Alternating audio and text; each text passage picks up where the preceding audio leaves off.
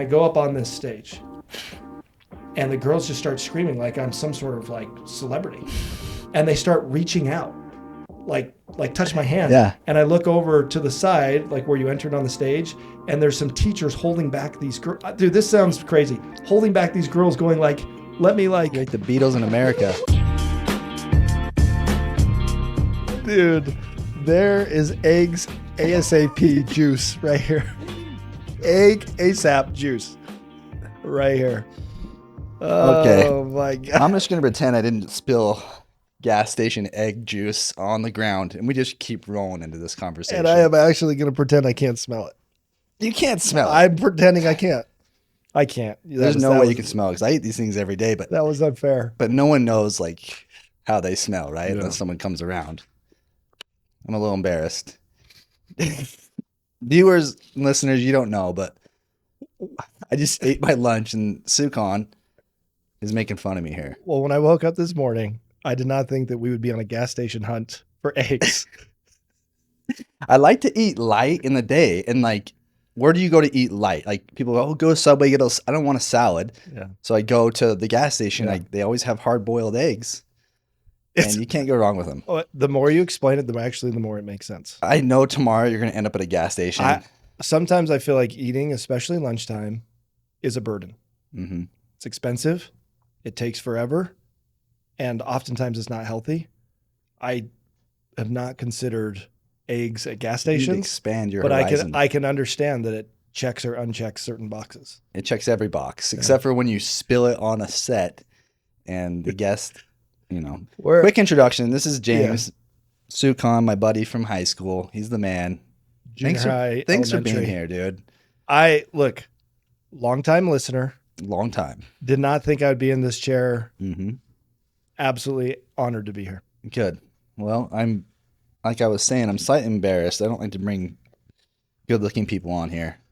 Well, And like I was saying, your skin, it's glowing Does it on glow? screen.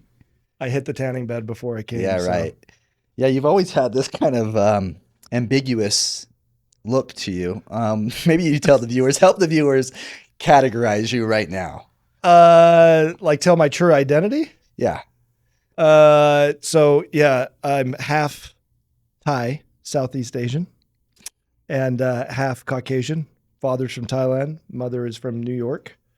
But oftentimes my racial identity gets confused conveniently, like oftentimes in my favor. Do you use it to your advantage? Like, give me an example where like someone's mistaken you for like a different. Well, I don't know race if it's like and some, how you went with it. yeah, I don't know if it's advantage, but it's everywhere I go. Not everywhere. Everywhere, Everywhere. everywhere you go.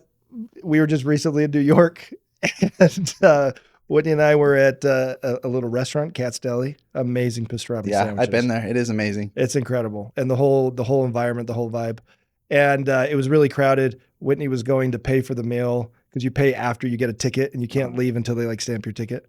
And she was going to go pay for the meal. She's like, "I'm going to go pay.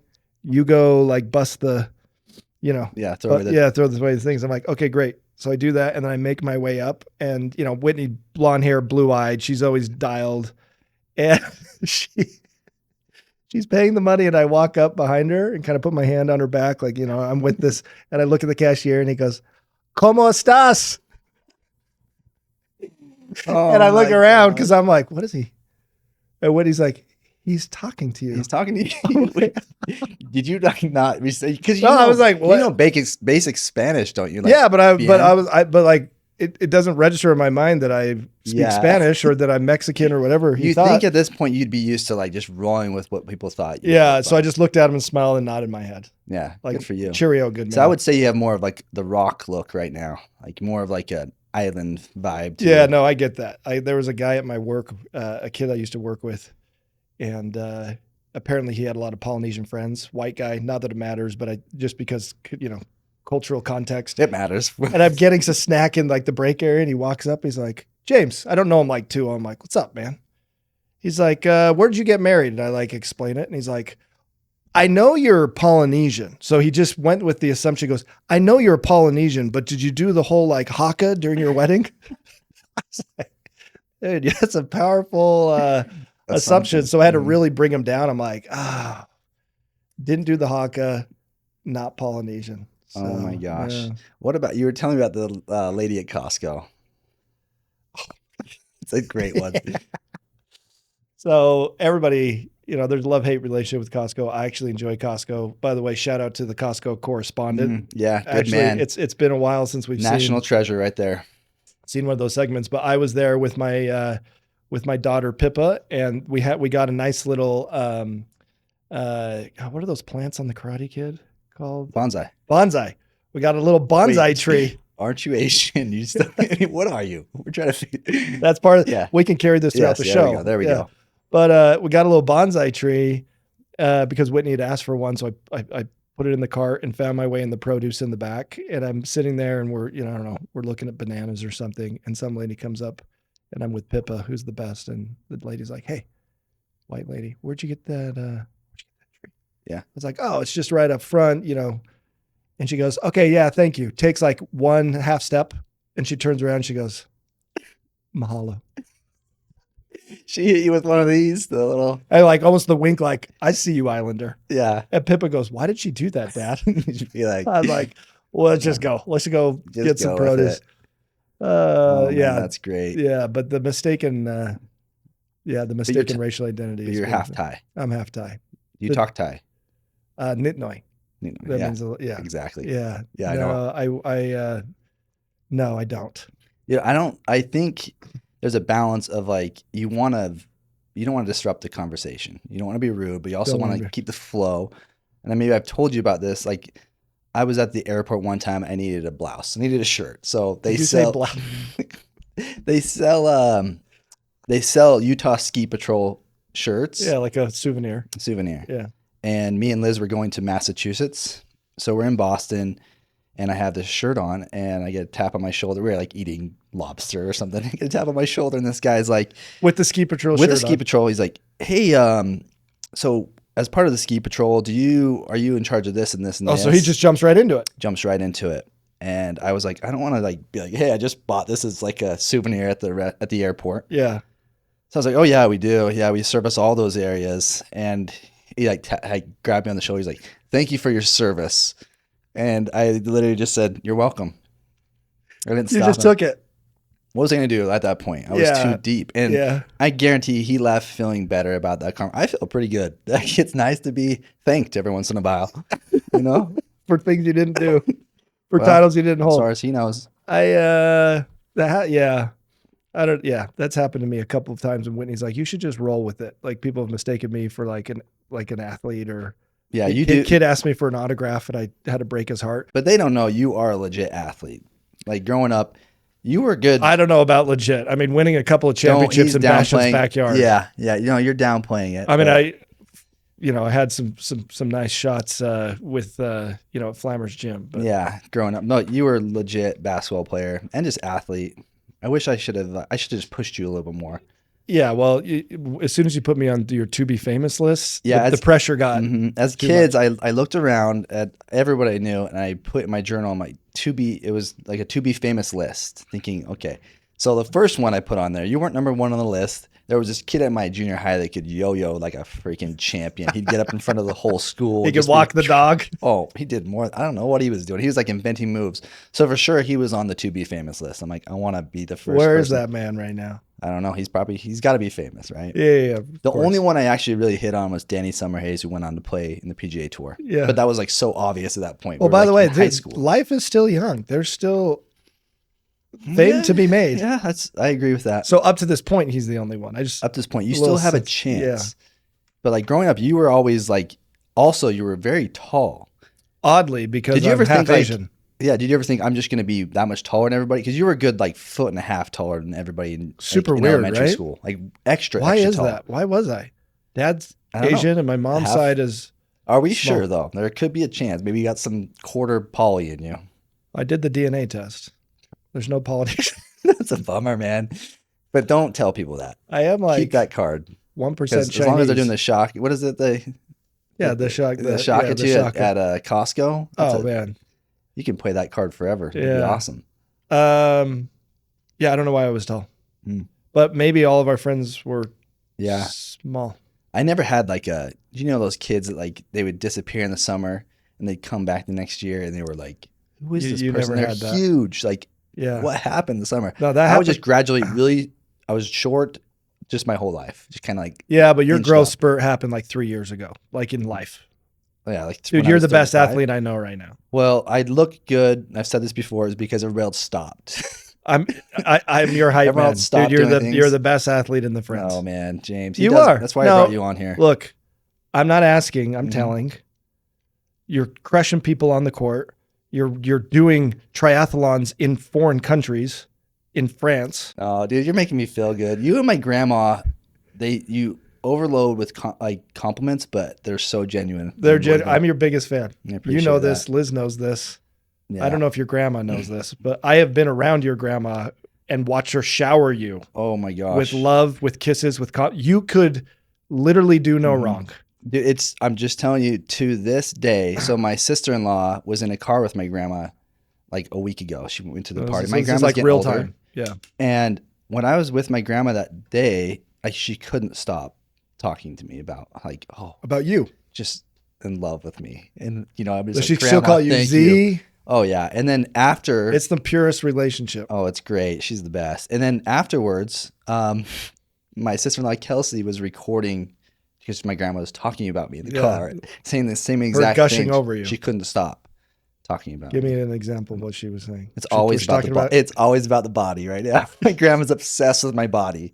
It's obsessed. Like Your you forearms? I don't know. She's like, you've always just been so built, Zachy. And like, I'm like, Grandma. This thank is you. I know this really happened because I've been around her. I'm not. It's happened within the last 2 weeks. By the way, if Alex is there or if another Says are they nothing just to like do they Alex. just sit in the shade and just say So at Alex, like, hey Alex, will you grab Zach a drink? Mhm. At Alex's wedding, my grandma gives everyone like talks. Yeah. So she's like, I remember growing up, Alex would just kind of annoy you and he'd flip on left lights. At Alex's wedding. And I was trying to play with Zach, and like she didn't have like an end to her story, just how much better she liked me. This is at Alex's wedding, so oh my god. I gotta give a shout out to Grandma. She's amazing. Love that lady. Yeah. She was always good to me. I think mainly because I was just friends with you. Mhm. She's like, if you were hanging around my Z boy. Oh my She gosh, approved. yeah, dude. What's going on with you? You got 3 kids right now. How's that going? It's amazing. We always Life. have people on here with like kids. So what's your Yeah. secret sauce to raising 3 littles? 3 kids, wonderful wife, Pippa Emmett Scout. It's super busy, like competitive dance, competitive basketball, competitive sports. I don't have a secret sauce, dude. I should be asking you. You've got like, amazing kids. Oh my gosh. I'll give you an example of what's going on in Yeah, my life right yeah. now. This literally less than 2 hours ago, this happened to me. Right now, my kids, I don't want to tell them no. So when they ask like, Dad, will you do this with me? I try to say yes. I'm not perfect at it, but that's like my goal is to be like, just You say don't want to be yes. the no dad. No. So like everything, they'd be like, hey, Dad, can I do this? Or Dad, do this with me. I try to just say yes, let's do Yeah. it. So Pepper, who's Who's my adorable. 3-year-old, she's adorable and she's wild, but she never has clothes on ever. She never wants clothes. If you have them on, she puts them on. You had a She walks up to me today and she's like, Dad, put me on your shoulders. And I always just say yes. yeah. She's naked. Put her on my shoulders. Have her walk around. Did she pee on you? No. She had pooped Oh, earlier. And all of a sudden I smell it. I'm like, I can't believe what's happening on the back of my neck right now.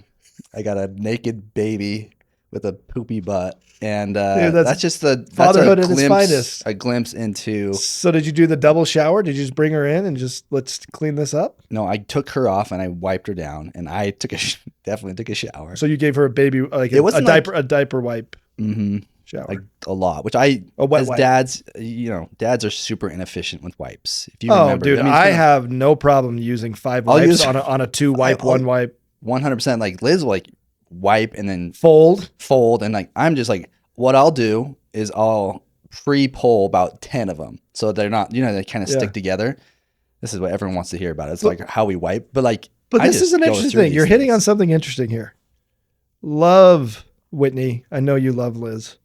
I'm much more conservative on just resources because I hate to spend money. Mhm. This is an interesting. We just discovered something. When it comes to this stuff, I'm like, spend $1 million. I'm just not getting my hand in there. But then women who traditionally like to Yeah. spend more. They're like, no, we're using the one wet wipe.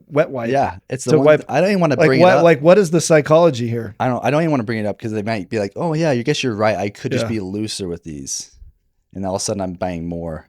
But yeah, you're right. That's the one place they like. Hey, I'm just gonna be really tight Yeah, here. that's interesting. You growing up, did you have like? I mean, you dated a little bit growing like in high school. You weren't like, I was terrible at dating. yeah, but dude, some of your dating stories are the greatest things I've ever heard. Tell me about what's the girl that, like hid you in a closet or something? Give me the backstory on that. I will not name her name. You don't have to drop a name. And apparently she denies this. There's See, what's that's where what's funny about it. we How gotta- how can you? What I'm about to tell you, the fact if I were to make up this story would make me an absolute lunatic. This is why I don't like this girl already. We don't have to say her name. Yeah. She who shall not be named. Yeah. But I wasn't the greatest dater.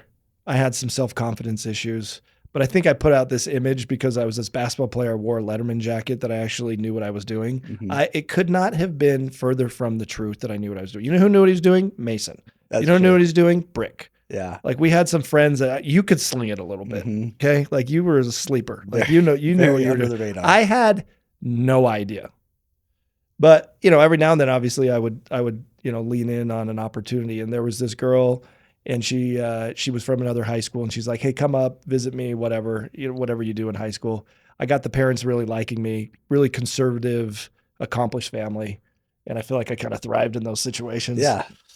So I'm over there and she went to another school and there'd been rumors that she kind of maybe liked this other boy, but it's high school. It's whatever. It's just fun to Yeah. explore. So I was over there and I don't know, we were like in her basement or something, just like chatting or I don't know. And then if I remember right, her mom kind of came down and was like, so-and-so, said her name.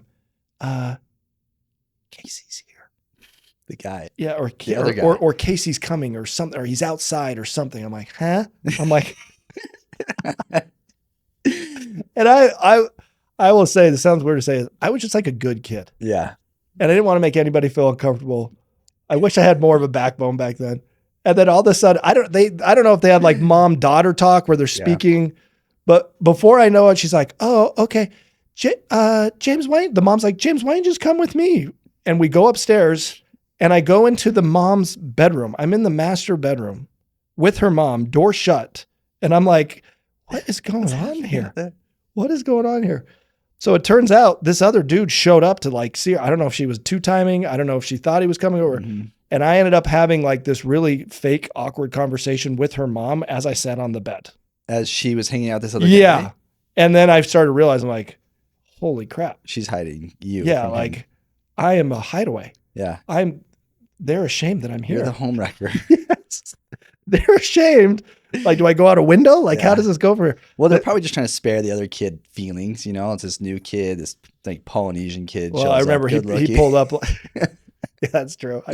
Let's take it easy on this For guy. sure, This be guy, nicer to this we don't know if Casey. he's poly. We don't Mm. know if he's Asian. He could be Hispanic, but he's a threat to you. He's definitely a threat. That's why they're hiding him. But yeah, the screen actually goes blank after that. I actually, if I remember right, they like ended up hanging out and I snuck out.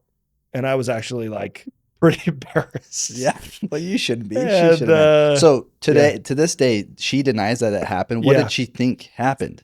So there's people that know her or are still in contact with her that have brought this up. And I guess she just full on states that nothing of the sort ever happened. Yes, that's her right. Yeah, that's her right to, I mean, if I were her, it's probably a good If approach. She can to sleep good at night Yeah. knowing she's lying about it. that. Yeah, there are some funny dating stories though. Yeah, I found myself in this, some comedic situations. I love just kind of just watching you from afar. I was a mess. Dude, one time, you'll remember this very well, but my parents were out of town, and so I went and snuck our friend Harv out, who's the Costco correspondent. Yeah, Said, "Come out, let's Yeah. go, like love cruise this. around." Yeah, So it's like probably like 1 a.m. I'm like, let's cruise over to Sukhan's house. And James, you grew up with a single mom. Yeah. And it's you and your brother. yep. So you're kind of protecting the house. And I remember I'm like, I'm gonna sneak in the Oh. backyard. I saw that a TV was on. And I So had- in your backyard, you had a deck to your Yeah. main kitchen area that walked into the kitchen. with a big window and like a screen door. And so it was like a summer night or something. So I went up there and I see you're watching like, I don't know, maybe some of your old game. Probably some old junior high basketball game. You were very vain at the time. Yeah, absolutely. I'm like, oh, that was a good move. No, you were you were analyzing some old basketball game of yours. Honestly, we didn't have cable. I was probably watching PBS. Yeah, you probably were, but it was late, and I was like, he has no. I was 5 feet from you because I remember it's this, dark. dude. It was dark all around. You had no lights on, and so you couldn't see your peripheral at all. And so I'm like, I'm just gonna scare him. Harv didn't even dare come up to the window. And I started to slowly scratch on the screen door. What did I do? Oh my gosh, I could see. Also, you noticed. You would notice, and your eyes kind of like twitched over, and then I kept scratching the door. This is terrible. I know. And I'm seriously 5 feet from you. I felt creepy even being that on the other side of this, and all of a sudden it was just like, did I bolt? What did I do? You jumped up and bolted and yelled, "Mom!" and screamed down the hall to your mom. All your lights flick on. I'm out there like an idiot on your porch, just standing there as your mom comes out like ready to shoot me. Oh my gosh. And I just felt like an idiot, but it was pretty great. Did we welcome you in? What happened after that? No, you guys were very upset.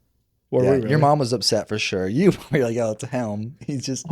Harv was meanwhile like hiding away, acting like he wasn't there. Did I pull the Mason and act like I don't know you? Don't know Get out of person. here. Get out. What do you? Get out of the basement. Yeah, that was a really great. Oh, that's fun. I actually do remember that. When we were 16, me and James were driving down the road. Dude, this is wild. This is wild. So we were driving. I was 16. I had just gotten a wreck, so I was really nervous to drive. So I'm going the speed limit. And you just gotten your license not too long. Yeah, we were 16 years old. We were tiny. We were in the Saturn. Your golden Saturn. A golden Saturn. Mm-hmm. And also we're getting tailed. Like I'm talking, this person's like 5 on a residential road. On a residential road. They're just tailing us. So me, who's just like, hey, I'm like a little punk, I'll just mess with them. So I tap my brakes a few times. Yeah, and I remember being like, you don't have to put up with this. Yeah. I'm like, you're going the speed limit. I remember that. I'm like, you're going 2 miles an hour. Yeah. You go back down. Yeah. And so next thing you know, they were pulled up on the left side of us and reared us, like they just jammed us off the road. Yeah. So I go flying into a dirt little off street. And within 2 seconds, our doors are open and these giant older kids, I'm for sure in their 20s, like they had for sure. They were big and they were had in their our faces. They had their girlfriends in the car. And I keep the story gets bigger because I'm always thinking like, oh, they had bats and things. Either way, the guy freaking grabs me and he's ready to pull me out. It goes from us being like, oh, we're gonna dude, we're going the speed limit to them pulling up next to us. Again, now they're going against traffic, so technically they're on oncoming. Yeah, they want to, and they're screaming, and now our heart rate's going up like, oh, freak, like, and then they veer. But when they popped out, I think they opened your door first. And you were looking. I was just like, you had your hands on the steering wheel. It's when you know your fate's been determined. You're like, it is what it is. We were going to die. I'm about to get jumped by 2 kids, and that's just what it is. That's how life is. They had popped out and opened the door before I could even blink. They were ready to kill us. And I just remember him yelling the F word at you. Yeah. At you. You were looking forward, and I don't know what you're in my mind. I don't know if this is true. In my mind, you're like, I'm so sorry. I'm so sorry. All you can do in those situations is put your tail between your legs and hope like maybe they'll calm down. This guy was not. Oh no, he was. I think I felt like his nose or headbutt was kind of hitting your head. Yeah, he's like, he was. Get out of the bleeping car. I'm gonna bleep you up. They literally put their hands on me. It wasn't like nowadays. Get out of the car. Like filming them and be like, "Did you touch me? Did you assault?" No, this kid. I was thinking, all right, I'm just getting beat up. And I remember thinking we're gonna die. Yeah. And then I remember he's like, and I'm gonna F you up too. And he looked at me. I'm like, dude, we're done. We're done. These guys. And a miracle, quite literally a miracle happened. Wouldn't you think? Yeah, it was crazy. Like that second when he's pulling me out of the car, all of a sudden lights come on. It's the cops, and they pulled up behind us, and it was just like, I can't believe the cop. We're in like a residential neighborhood. Who knows if there's gonna be a cop pulling up? But yeah, the cop saved us. And you remember he pulled us aside, and he's like, because he could tell we were spooked. Oh yeah. He's like, "What's going on here?" And we told him. And then he went back over to them. Yeah. And you remember what they said? Yeah, they said we were flipping them off. Egging them on. We're like, dude, what? And then he's like, hey, I tend to believe what you're saying because I think probably because we like peed ourselves. Yeah. And he's like, I see the urine on your pants. He's like, I can't detain him for much longer, so I'm going to give you kind of a head start. I was like, dude, this does not seem like the best way. This is the Wild West. Yeah. It's like, they give you guys a head start. Yeah, it's like the chase is on. So then, but my house was close. Luckily, I wonder what happened to those two. I hope they had a great life. No, I don't know. I was never very good at like, I think we're going back to like pranks. I was reading in the news, over in Maryland, these high schoolers pulled off this awesome prank. This is like something I wish I came up with. What do you mean you weren't good at pranks? I thought you were pretty good at pranks. No, but you keep heard the going. prank about your mom and you and the screen door. That was a terrible prank. I was terrible at it. Yeah, these kids in Maryland are awesome. They printed. There's an old grocery store, I guess, in their town, and they printed this big banner that says "Trader Joe's coming soon." Oh wow, And that will put get a a lot of eyes. barcode on there, so all the residents are like pumped. You know, there's Like QR code or barcode? yeah, QR codes, not a barcode. Like, People are scanning yes, it. a QR code. They put a QR code Yeah. on there, and it took them to like the Rick Astley song that's like, "Never gonna give you up." Like, so all these like people were pumped that Trader Joe's is coming. Yeah, Really, it was just a prank for high school kids. but it blew up. It blew up. Oh yeah, it was on the news. I'm like, oh, I wish I would have came up with that. Instead, I was. Yeah, we did some dumb light vandalizing. Mm-hmm. So on this pod, if you haven't heard before, we like to do a today's in history. Oh yeah, I was really looking forward to this. Yes, and something big happened today in history. June 7th. Yeah, say June 6th. June 6th. June 6th. Something really big. June 6th, something happened. Yes. Yeah. 1944. Sure. D-Day. Very important. Yeah. What do day. you know off the top of your head about D-Day? Sadly, not a lot. I know it was a pivotal point in World War II. Mm-hmm. I know that it was, you know, the United States and our other allies that knew that this was a pivotal part of the war and part of the territory of Europe that we needed to, you know, show our strength. Yeah. And everybody was all in. And obviously, you know, the famous boats that pulled up, and you know the cooperation with other militaries and other countries. But yeah, a bunch of young men obviously sacrificed their life, storming the beach. That it was going to be a fight of sheer will and numbers, and there would be known casualties. And I was actually just looking up, knowing this day was coming, pictures and like looking into the eyes of some of those young men on that boat. Oh, man. Super sobering. Yeah. It was an insane operation, and one that had been planned. I mean, this whole room would be filled with like the plans. It was a huge, huge operation. I want to say there was like, you know, I think like 100 or a couple 100,000 troops that were planning going that first day. And literally like at that time, I think the Nazis knew, like they were kind of on the tail end of the war. They knew they were kind of being surrounded. Like the Russians had made a really good push against them. They won the Stalingrad battle and started pushing them back. And so I've actually been over to Normandy. It's awesome. We're going in a couple weeks. Oh, that's awesome. Yeah. You're going to love that. It's really cool. But so Hitler designed this. It's called the Atlantic Wall. And so he didn't want anybody invading on the western. So he built up like, you know, bunkers and all types of like anti-aircraft all along the coast from like, I want to say around Spain all the way up to Norway. So I'm talking that place is stacked full of stuff. And the closest point from France to England is like only 20 miles. And so Hitler's thinking, hey, if they're going to come over and invade, they're going to go to Calais. That's this little town. Yeah. And so I think the British are really clever, and I'm sure the Americans are a big part of this as well. So they start building up this fake. This is what's awesome. They built up like a fake army, and I'm talking like inflatable, I like read this, like tanks. and Yeah. they just stack them. So when the Nazis, But from a would fly, distance, it looks. Nazis would fly over and like, oh man, they're gearing up to come across to Calais. But little did they know they were going to go. It was like, I don't know how far, maybe like, 70 miles down the road in That's Normandy. incredible. So I mean, there were still some like Nazi defenses, but they were totally caught off guard. But even then, there there was over like 4,000 people that died that day, 100%. let alone in the ensuing battles. Yep. Exactly. If I have that's smart. Yeah, I think that's what it was. It was like 4,000 just that day. Yeah. And half of those were I think were Americans, and you had British and you had Canadians. And so they landed on 5 different beaches.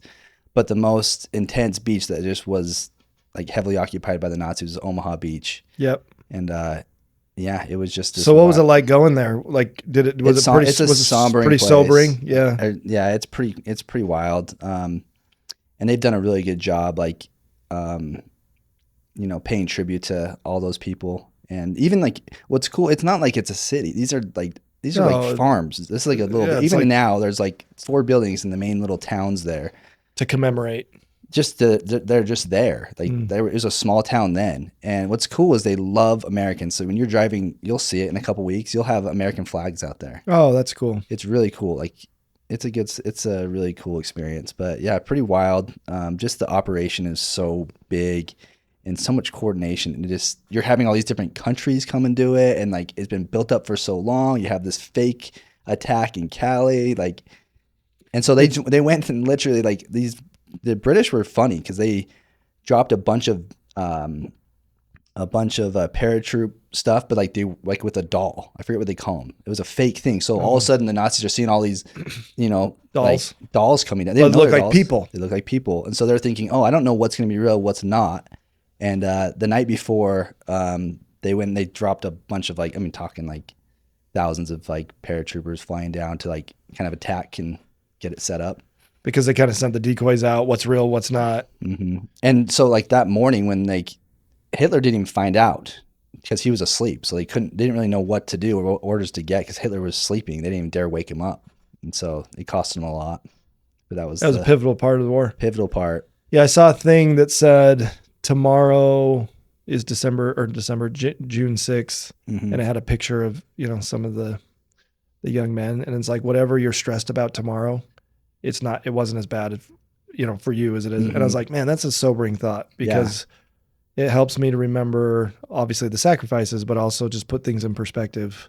Those guys would have loved our problems. So, oh my gosh. Yeah. Can you imagine that's why they had to be so young. You're like a little 18-year-old kid, especially these Americans are like, I don't even know what's going on over here. You'd heard of Hitler, but like the British were only like 30 miles away from Nazis their whole lives like that. Yeah, you're like Americans teleported. That show up, and like that. The Americans are gung ho at this point. Like Eisenhower, all these Americans, their mentality is like, why are we not attacking? Why are we not just going over to France and attacking? And the British like, hey, a little more complicated than that. It's complicated, and we could be a little more clever about this because they've gotten a lot of trouble, like getting stuck over there and killed by Nazis. But it's pretty amazing I'm trying to think of what it would be like if I had to volunteer, would I want to be the guy that's jumping in the night before, which is probably the most chance of dying, right? You're getting shot out of the air, and then you're landing.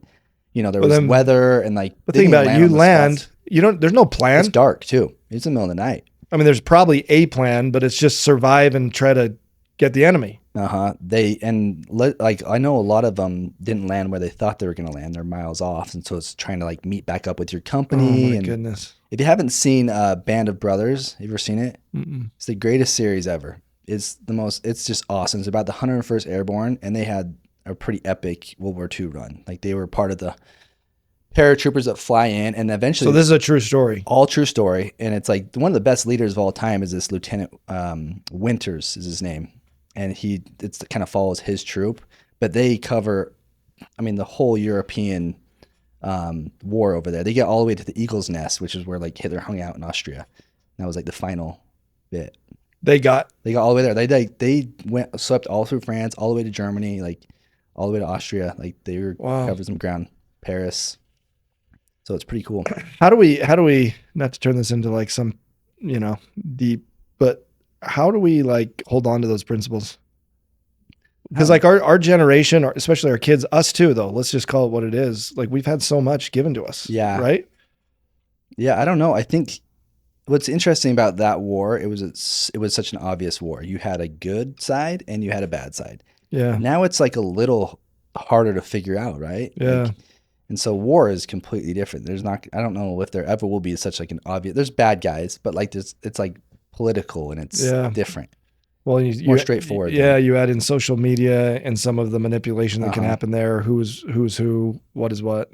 It's complicated. It's complicated. This is why I don't let my boy watch YouTube without asking me. Without asking you, he'll still get around to it.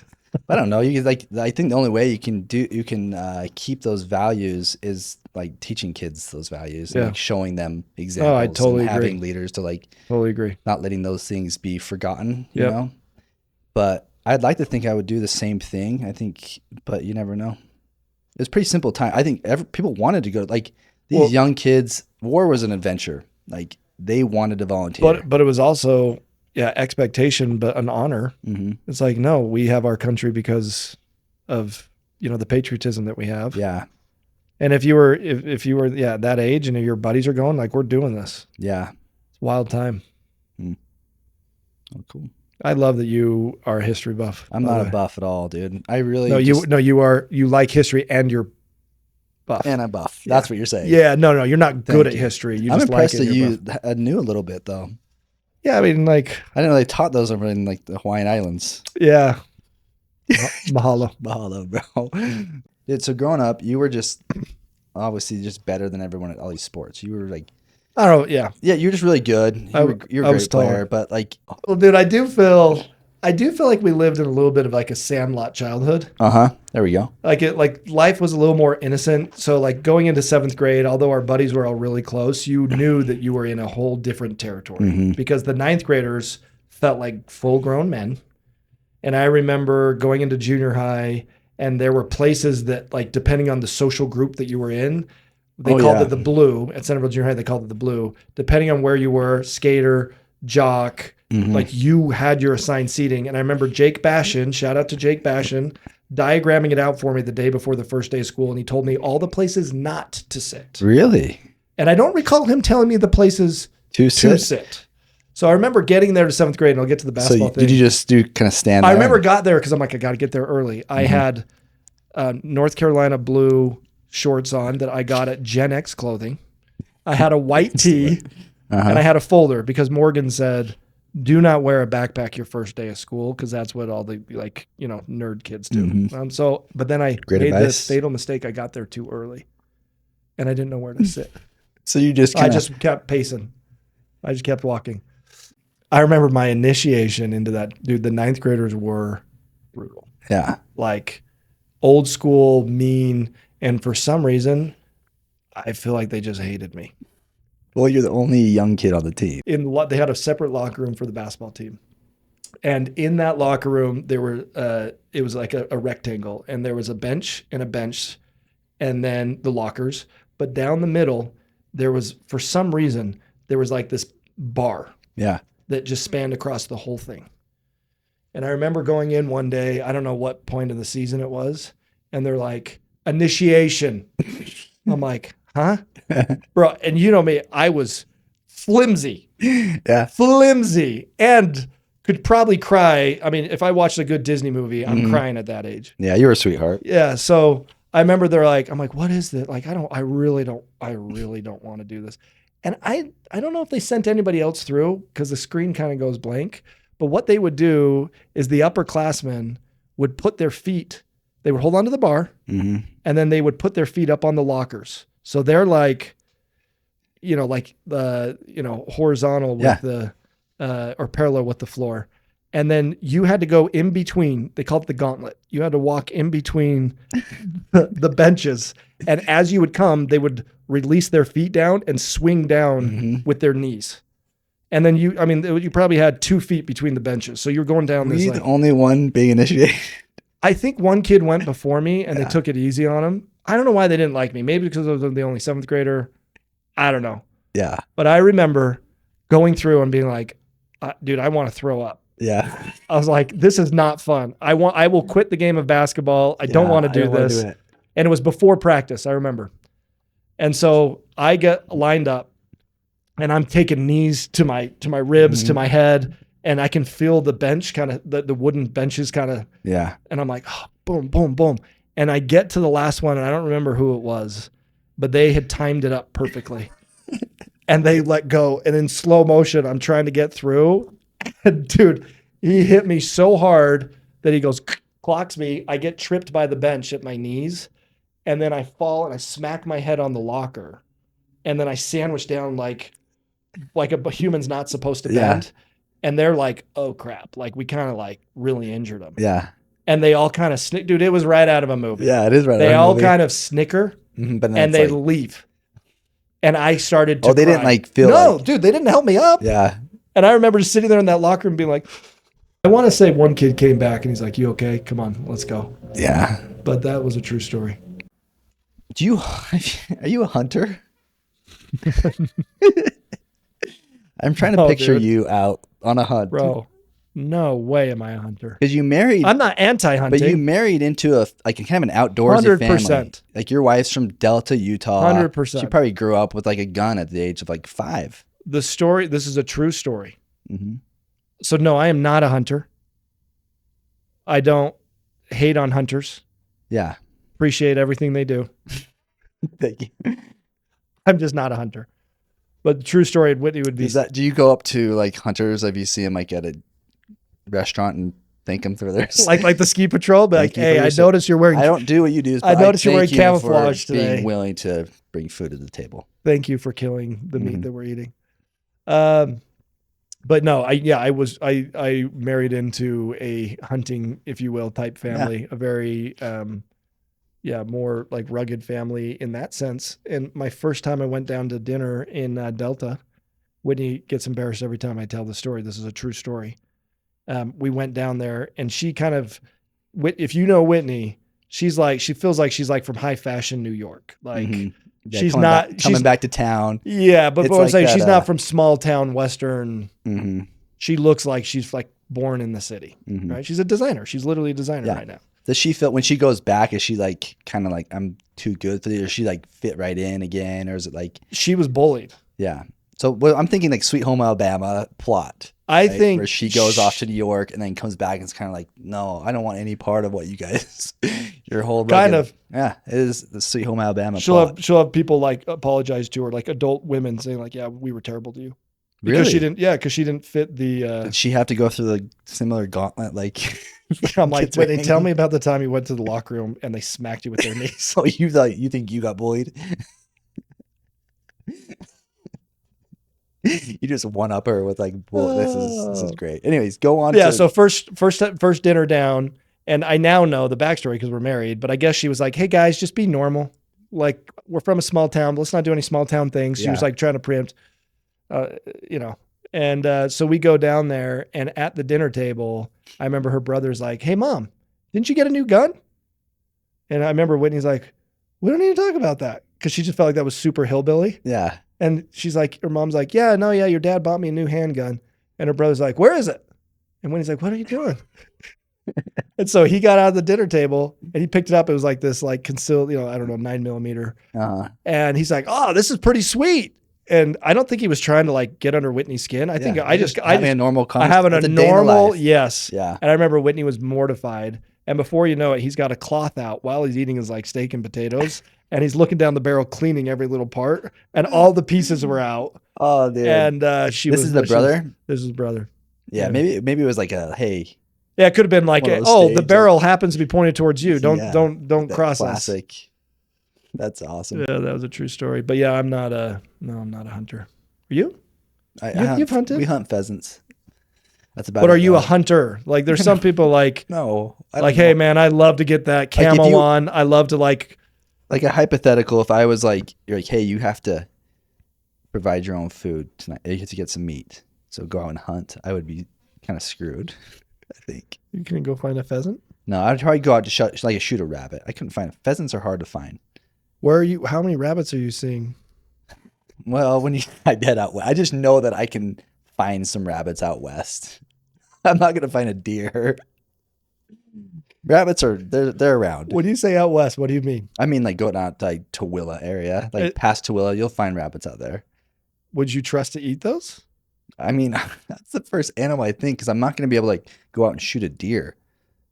I mean, I could have. That's actually a good point. I don't know if somebody said, "Hey, here's a gun. You got to go find some meat." I only know shotguns because I shoot pheasants, but that's it. So I'd be kind of like, I've shot rifles. I wouldn't like to think I would my family would probably start. I'd probably go try to fish. Mm-hmm. Yeah, fishing can be smart, but yeah, do you fish? No. I like the idea of getting into fishing though. Like I keep saying, like I'm gonna become a fisherman, and now I'm 40 and I haven't done it. I fish. Like my dad was really outdoorsy. Have you fly fished? I have tried a few times. Yeah, that seems like it could be more fun because my experience fishing, especially as a kid, is sitting on a hot bank like the middle of the summer. You've casted, and then you just sit. Not compacting the power bait tight enough on that little I feel hook. like you and I, have we not had some fishing adventures? Probably. And now I only fish when I'm spoiled, and I'm like going to Alaska where I know I'm gonna catch like salmon. Yeah. When somebody's baiting the hook for you Mhm. and then saying drop the line right here, and then you do the Yeah, you just pull it photo out. op. I know that makes me sound lame, but I'm capable of roughing it though. What's sad about me is one generation, like my dad was raised in like the jungles of Thailand, hunting with blow dart guns, like being able to like live off the land. One generation later, I don't even know how to like bait my own hook. Yeah, that's sad. Yeah. Is your dad like disappointed when he's like telling you these stories from like? I'm sure. I mean, like we've been to Thailand, and he told me, he's like, "Hey, you see this bamboo bushel?" It was a true story. I'm like, "Yeah." He goes, "This is where this is the bamboo shoots I used to make my blow dart gun." What would they shoot with the blow dart guns? Like squirrels, small game in the tree. And then he that's so badass. He made it was actually my uncle. They got a pen, and he used my uncle's forearm as like a drawing board. And my dad drew up, because my uncle's like in Thai, like, "Hey, tell him how we used to catch them too." And they had this trap that they would make out of bamboo too. And my dad drew up like the blueprint for the trap and explained it. And it was like, these are the fields that we used to, do that. And I'm like, one generation later, I'm like, my feet are hurting. Yeah. Tell me about you going back to Thailand and going to see your dad's for the first time. Village. And like, I remember you talked about like almost having like a celebrity status. It was incredible. So, little backstory, didn't spend tons of time with my dad growing up. So kind of like not only did not have like a strong relationship there, but obviously to the Thai culture just wasn't, as connected. And then I got off my mission, and he's like, "I'd really like to take you over there." And I didn't really appreciate that I had a whole family over there. I know I'd been told that, but again, not really close to my father himself, let alone. Yeah. And like, I'm thinking like, all right, maybe it's family here where you just like, you kind of see each other at family reunions. It's kind of like fist bump and it's over. So I got over there. Obviously it was like cultural experience in general, like Thailand, it was crazy. But then we went up to my dad's village, and my dad's village is a simple place. We were just there for the third time a couple months ago, and it's still so simple. But I remember going and like meeting all these people. My dad, who's that? Oh, that's your cousin. Oh, that's, my brother. So your uncle. Yeah. And then what was like really, really humbling. Well, first of all, my dad's kind of a celebrity because he's the one guy that came to America. He got educated. He had 7 brothers and sisters die of famine and malnourishment growing up. And so it's an incredible story of like insurmountable odds. Wow. Then I think they were fascinated with my brother and I because we were the next generation. They knew that my dad had started there, but yet he had like born his kin. Did they hand you a blow dart gun the minute you got there? Yeah. Your dad was a great blow dart hunter. He's back. Here you go. So I go, and it was really humbling. They were living in these essentially huts. They had electricity, but not like they have here. And dude, there's pictures of me on the wall as a little boy that my dad had sent back, and they are like sun bleached worn. Like they'd been there 4 years, not 4. But 4 years. 4 years. And then everywhere we went around the village, it was like they all knew who you were. Yeah, dude, it was incredibly emotional, and got to see where my dad lived, the family rice farm, the water buffaloes. Pretty incredible. That's incredible. Yeah. And especially when it's that it's not like, hey, this is like my second or third cousin. This is like your uncles and all live like they all live there. Yeah. Crazy. How often did your dad go back? Not too often. When we went back just last September, he came with us, and it was the first time in years. I mean, he's getting older. It was super interesting to see him interact when he goes back, because he's seen as, they're a village. Yeah. And so he was passing out money because he's had more opportunity. He's not like wealthy here, but there he's wealthy. Yeah. But it was like his obligation to like give back to the community. So he was just handing out. And then when you're there, are people like, why are you so tall? Yeah. So the weird thing, I actually think the tall genes comes from the Sukhan side, which seems counterintuitive because they're Asian. But I have a female cousin, and Thai women are like, put them in your pocket, like teeny. I have a Thai cousin that's like 6 foot. Wow. And she's female. Yeah. Feel bad for her because that's tall. So yeah, I don't know. They look at me and they speak a bunch of Thai, and they like the Thai culture, especially then, they like give you hugs and they like smell you. It makes me feel kind of uncomfortable. Yeah. At least that's what happened in the like village. And so everybody's like touching me, like one. What are they when they're touching? They're like the best people. Are they people smelling like your shoulder, like kind of putting their face? They kind of smell into your neck. That sounds nice. I mean, not my neck after this morning, but But yeah, dude, it was out of this world. Like it was really meaningful. Yeah, that's very cool. Yeah, That's there's a lot awesome. of stories there. And you were saying like people would just get like pictures with you, right? Oh yeah. First time I went, I mean, it sounds very self-aggrandizing, right? I mean, I've already talked about how I was the only 7th grader on the basketball team, and now I'm about to tell you this. Let's roll. But this is just a true story. So we went over there. This is back when I had hair. I'm 2 years off the mission, and when we went over there, my dad like was saying like, hey, sometimes the Thai people are kind of fascinated if you're half Thai, half American. Like different cultures have different fascinations. I'm like, okay, whatever. I don't know. I don't even really know my father, let alone Thai culture. Yeah. So we get over there, and then all of a sudden, like, we're a couple of days in, we're going to the mall, and I look around and I'm like, well, I would turn around and there would just be people taking pictures of me. I'm not embellishing this at all. I'm like, what? Like, oh, maybe it's just because we're like American. But then I would notice they're not doing it with everybody in our group. And then I'm like, Dad, what's? And it came to a point where I started to get very uncomfortable, started to get pretty annoying. It's just, you're a celebrity at that point where they're like annoyed with the paparazzi. I remember we were at the Royal Palace, which is like a tourist spot. If you ever go to like the Leaning Buddha's there, it's incredible. Yeah, I've been there. Oh yeah, that's right. You've been there.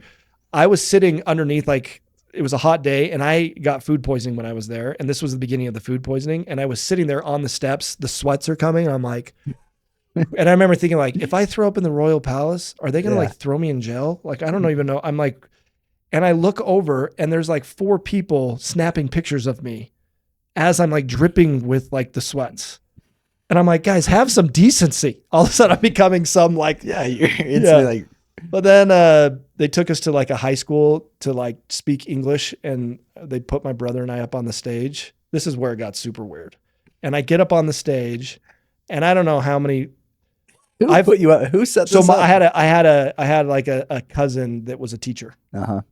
And I go, there's videos of this, and I go up on this stage, and the girls just start screaming like I'm some sort of like celebrity, and they start reaching out, like touch my hand. Yeah. And I look over to the side, like where you entered on the stage, and there's some teachers holding back these girls. Dude, this sounds crazy. Holding back these girls, going like, let me like. You're like the Beatles in like, America. Yeah, like, what is going on? I actually felt very uncomfortable. Yeah.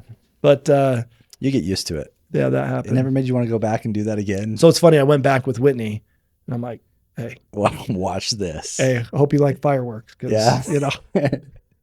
And turns out she was getting more. Dude, the window had closed. Yeah.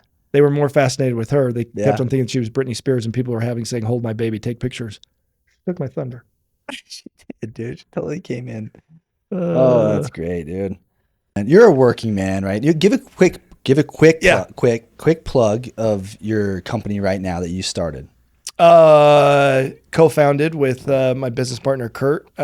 Company's name is Ember, emberhome.com. There it is. Wearing one of our shirts. Quick sketch there. Was doing the software sales game for a while. Was really good to me. I've always wanted to start something. Kurt and I kind of put our heads together. Saw an opportunity when it comes to real estate where everybody wants to own a vacation home. So you think about like, we didn't create that demand. That's just like the American dream. But if you start to do the math on a vacation home, even if you have the money, it starts to like not really make sense. Because you never pencil out. Yeah. Right? Statistically, you're only there if you own a home outright 5 to 8 weeks out of the year. First year, it's more because it's like your new shiny toy. But then your maintenance, then your, whatever, operating expenses, utilities, so on and so forth. Yep. And so we at Ember, we saw an opportunity. We're like, look, similar to you might see a houseboat that's like co-shared.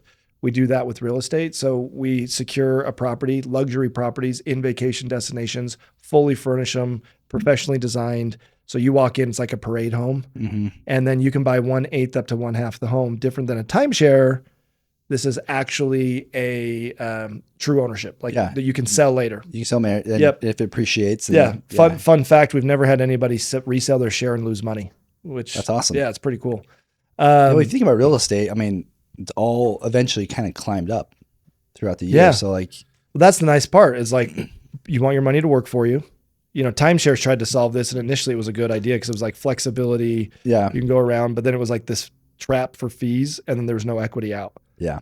So we solve all that. We have a mobile layer, mobile app, so a tech layer that facilitates everything. You never interact with the other owners. You book your time out of your pocket, and then you go, and it just feels like yours. Yeah, I've been there. Like one of your places was awesome, and it had like its own locker and stuff. They had 8 lockers. Yeah, and they're awesome, beautiful homes. Yeah, no. So that's they're well designed. Like they're all modern. It's a cool. I mean, it makes sense. The whole idea makes 100% sense.